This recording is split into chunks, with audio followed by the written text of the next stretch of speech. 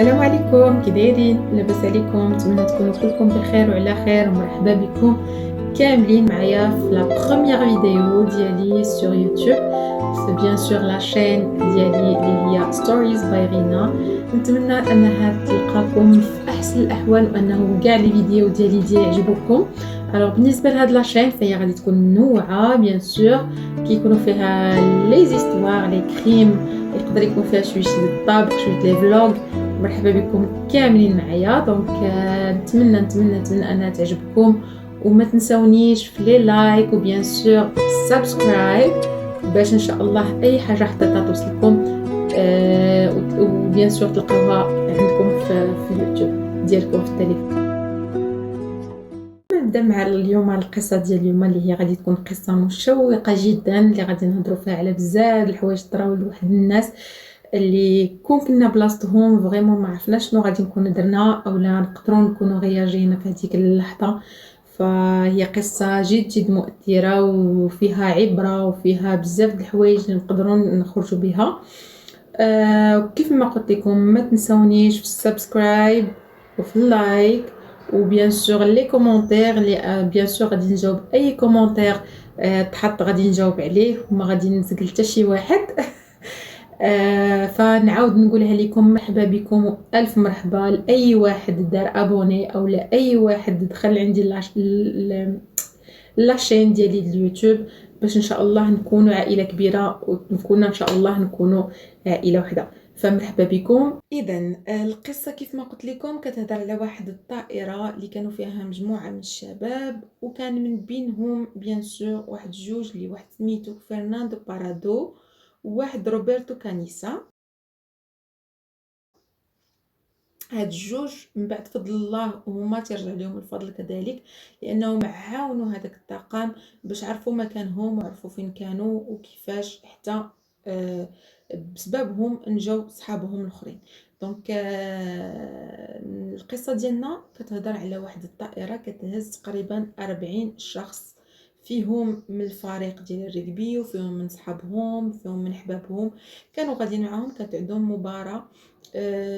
كانوا غاديين من الاوروغواي غاديين حتى لسانتياغو، وبيان سور هاد سانتياغو كاينه في شيلي.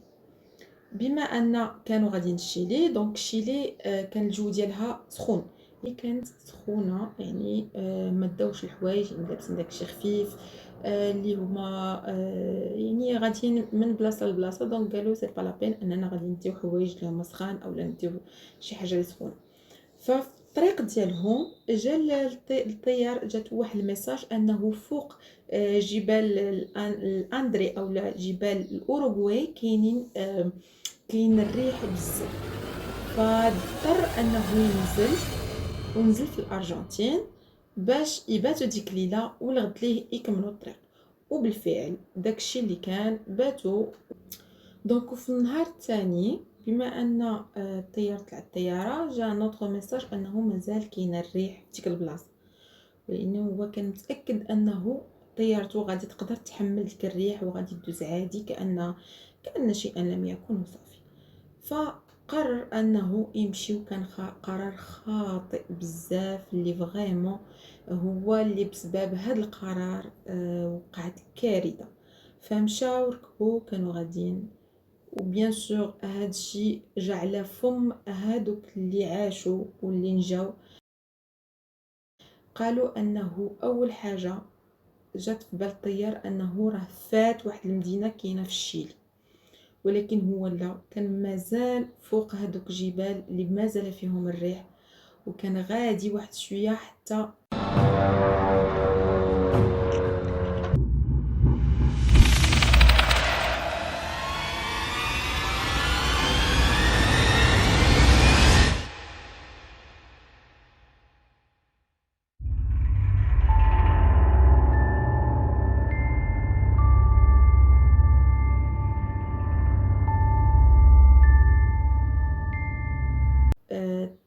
تحطم الجناح اليمين ديال الطياره.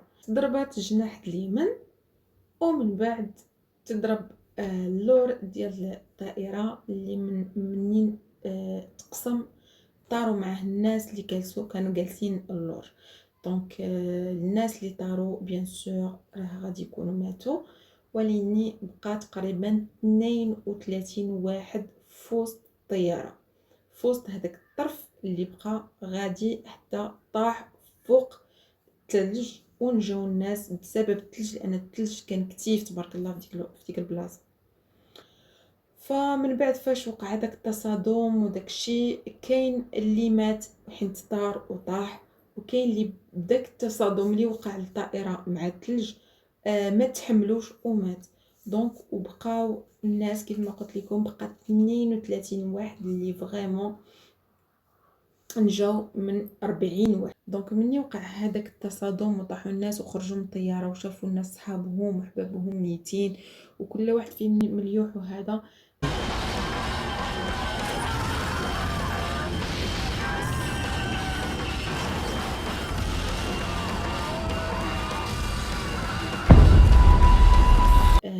فريمون كلشي خاف، الرعب، واحد الحاله من الذعر فريمون ما عرفوا ما يديروا، وكيشوفوا ان هاد الجبال كاملين فيهم الثلج، يعني مغطين كاملين بالثلج.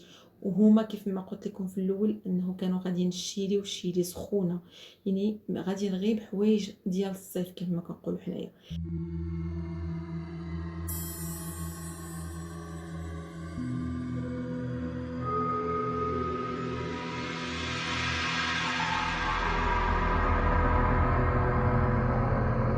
يعني ما عندهمش كيفاش يديروا باش يتغطاو او يلبسوا شي حاجه، ففكروا انه بيان سور باش يتغطاو حيدوا الكراسه هذوك الغطيان ديالهم وخيطوهم باش يكونوا بحال دي كوات، ولا باش يسخنوا عظامهم مزيان بهم.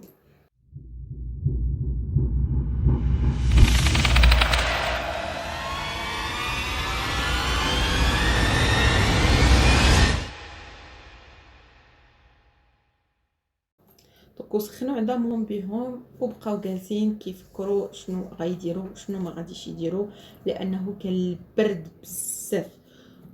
وبيان سور كيف ما كتعرفوا فاش تكون الطياره عندها واحد لالي اي روتور سامبل، يعني ما فيهاش واحد البعد او واحد المسافه او واحد المده، فبيان سور الماكله كتكون قليله. لقاو 3 ديال القريعات ديال بيان سور ديال لا بيير، ولقاو كو دي بوتي مورسو ديال لي شوكولا، لقاو طريفات صغارين ديال الشكلاط وشويه ديال لا بيير.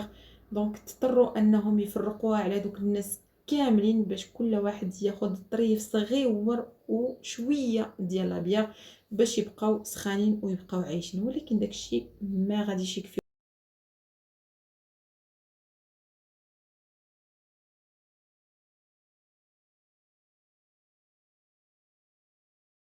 من بعد فاش فرقوا هذاك الشيء وكلاوه، وفي نفس الوقت كان عندهم يعني الثلج كيطيح والبرد، كان في ديك الوقيته اللي وقع عليها الطياره هذاك الشيء كان السلاح الجوي التابع للشيلي كان طلق الطيارات ديالو باش يقلبوا على ديك الطياره المفقوده بيان سور.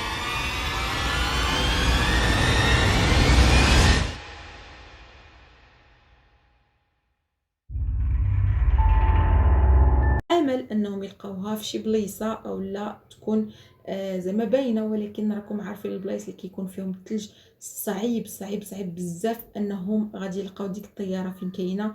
وبيان سور حتى الجو والاحوال الجويه حتى هي كانت ما مساعدهمش بتاتا انهم غادي يلقاو ديك الطياره، ولو لقاو ولو غير اشاره بسيطه ما كانش عندهم حتى ادنى فكره انها فين تقدر تكون هذيك الطياره طايحه بالضبط.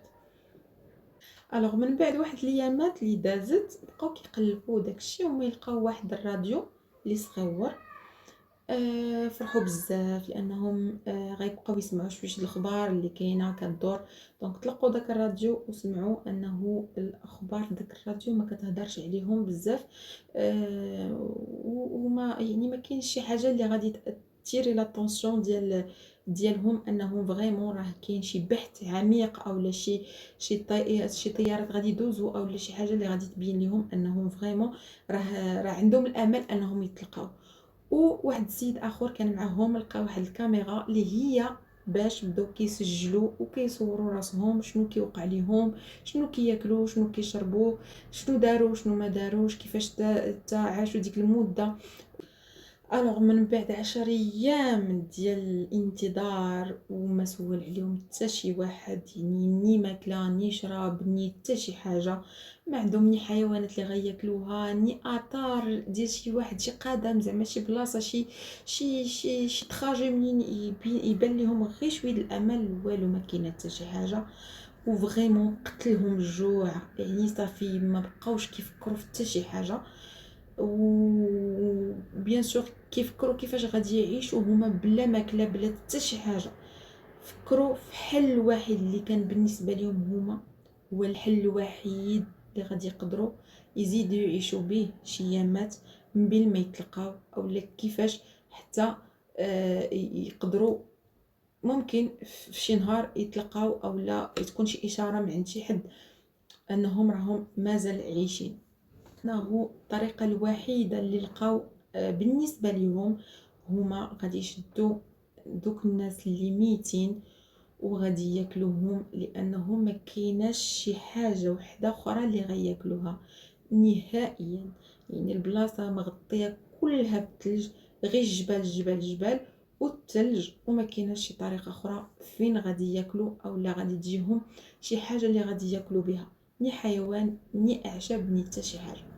ف كان من البعض ديالهم انهم ما تقبلوش الفكره، ولكن الاغلبيه لقاو هذه هي الفكره الوحيده اللي غادي تسلكهم حياتهم واللي غادي تخليهم يزيدوا يعيشوا شويه. ففكروا انهم يبداو ياكلوا في الناس اللي ما كيعرفوش، يعني ماشي صحابهم ماشي عائلاتهم، يعني ما كيعرفوهمش بعادين عليهم. هكا كانت طريقه شويه عطاتهم الامل انهم يقدروا ياكلوا هذيك الجثث. ومن بعد هذاك القرار، مهم بعد اسبوعين تقريبا دازت، وصلهم واحد الخبر انه توقف البحث نهائيا عليهم، وتعتبرت ان هذيك الطائره مفقوده. صافي يعني تصدموا وما عرفوا ما يديروا، ومن تما قرروا واحد القرار انه زعما صافي غادي يموتوا اولا صافي، يعني هذيك نهايه العالم. فناض بطل القصه الاساسي اللي سميتو نادرز، قرر انه غيمشي طريق كامله واخا ما عارفين اولا لين، قرر انه يمشي يقلب على شي حد اللي يقدر يعاونهم، وعارف ان هاد الطريق فيها البرد والثلج وما عندهم ما غياكل، لان ديك البلاصه فين كاينين هما فيها مازال الجثث وفيها السخونيه ديال الطياره. هذاك البطل قرر ان هذيك هي الحل الوحيد اللي كاين، انه غادي يمشي وما كاينش شي حل اخر. دونك الا بقاو كلهم غادي يموتوا كاملين، دونك شي واحد فيهم خصو يطوع، وكان هو ناندريس. ف ناض واحد صاحبو اخر سميتو روبرتو، قال له انا غنمشي معاك نتعاونوا على الطريق، واخا ان الطريق ما عرفناش فين غادي تدينا، ولكن غنمشيو مجموعين انا وياك ونتعاونوا حتى نوصلوا. فالغد ليه كانت واحد المفاجاه او الصاعقه اللي وقعت، انه وقع انهيار جليدي على ديك الطياره اللي كانوا هما جالسين فيها ومدفين فيها. وقع انهيار جليدي وتغطت كامله.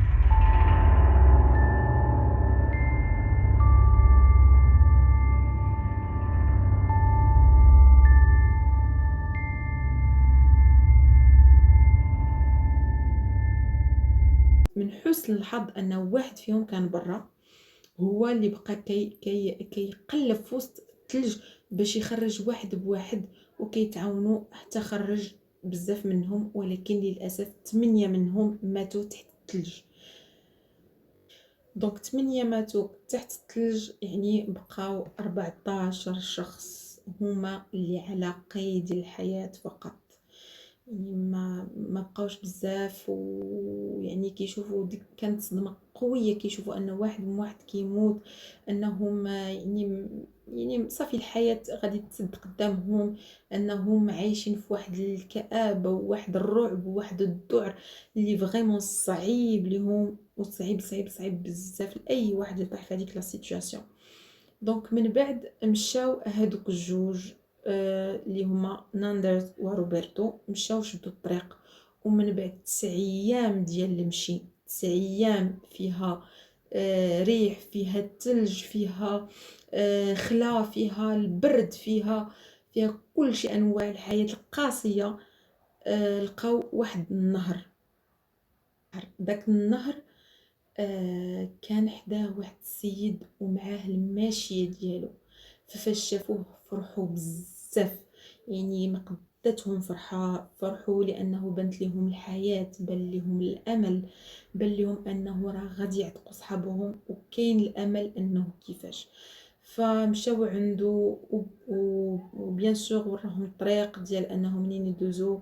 فدخلوا لشيلي وعطاو تعليمات للبحث، تطلق البحث، ومشاو كيقلبوا عليهم واحد بواحد. فبيان سور لقاوهم يعني عيانين البرد فبعد 70 يوم من الحادث تم إنقاذ الشباب 14. عاد نقدوهم، وطبعا كل الأخبار بدأت كتحدث عليهم، والجرائد وجميع وسائل الإعلام تطرقات لهداك الطائرة المفقودة اللي حبسوا عليها البحث واللي ما بقى حتى شي واحد تيقلب عليها. وبالطبع حتى واحد ما تحدث على الطريقة كيفاش حتى نجاو من بعد 70 يوم في داك الجو القارس والثلج والبرد والجوع. ولكن مع المدة بيان سور هما خرجوا بوثائق وفيديوهات كيفاش تعاشوا وتتحدثوا على التفاصيل. اذا من بعد بقاو كيتحدثوا على التفاصيل كيفاش حتى كلاو صحابهم وعلاش وكيفاش حتى وصلوا لديك الحاله اللي فريمون ما هما براسهم ما لقاوش شي حل اخر من غيره. فكاينين من بعض العائلات ديال دوك الناس اللي كلاو تقبلوها وقالوا لهم هذا هو الحل الوحيد اللي كان عندكم، وكاين من العائلات اللي ما تقبلوهاش وما بغاوهاش. فهكذا كانت قصتنا ديال اليوم، يعني اللي كنخرجوا بها من العبره انه تقدر يعني في الثانيه تقدر حياتك تبدل بعض الحوايج اللي نتايا مآمن انك ما عمرك تقدر ديرهم كتولي كديرهم، لان في هذيك الظروف اللي انت فيها كتضطر انك ديرها، وإلا ما درتيهاش اما غادي تموت او لا، يعني ما كاينش شي حل اخر. فلهنا نحبسوا لا فيديو ديالنا. نتمنى تكون عجبتكم القصه واستفدتوا منها بزاف وعجبكم لي ديتاي اللي هما بساطين. وهذه كما قلت لكم هذه اول قصه ليا معكم. نتمنى انكم يكون من عندكم الدعم اللي تخليوني نزيد نتحفز ونزيد نعطي اكثر ونقلب على قصص اللي هما واقعيه بيان سور، او لا دي كريم اللي هم واقعيين دازو وكيفاش يعني نجاو الناس منها، او لا كيفاش كانت القصه من البدايه الى النهايه. فنتمنى ان تكون كيف ما قلت لكم هذه القصه عجبتكم واستفدتوا منها. تهلاو لصحتكم وعواش المباركه ورمضان مبارك. الله يدخلوا علينا وعليكم الصحه والسلامه وباش ما كتمناو. وقبل ما تمشيو ما تنساوش ديروا لنا لايك اند سبسكرايب باش هكذا يوصلكم كل جديد في اي وقيته حطيتو. فتهلاو لي بصحتكم وبسلامه.